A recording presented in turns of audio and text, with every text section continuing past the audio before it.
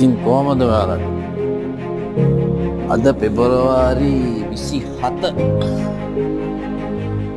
දැන් නම් හරියටම බැලුවොත් මාස දෙකක් වගේ කාලයක් තමයි මම මේ වීඩියෝස් දැම්මේ.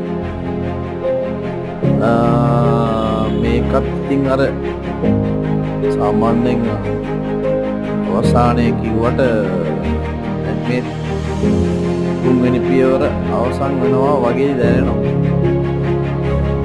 සාමාන්‍යයෙන් ශරීරයේ තියෙන අපහසුතාවල අඩුයි. දැන් මෙයාගේ වැඩේ කාර්ය කරලා ඉවරයි වගේ ගොතාගෙන යන්නේ එක කතන්දරේ ඉවර වෙගෙන දැන් හොඳ වීමම තමයි පෙන්නන්නේ. හැබැයි ඉතින් හැංගිච්ච දෙයක් තියෙනවා. ඔක ආපහු ආයි නරක් වීගෙන මේ ගමන ඉවර වෙනවා.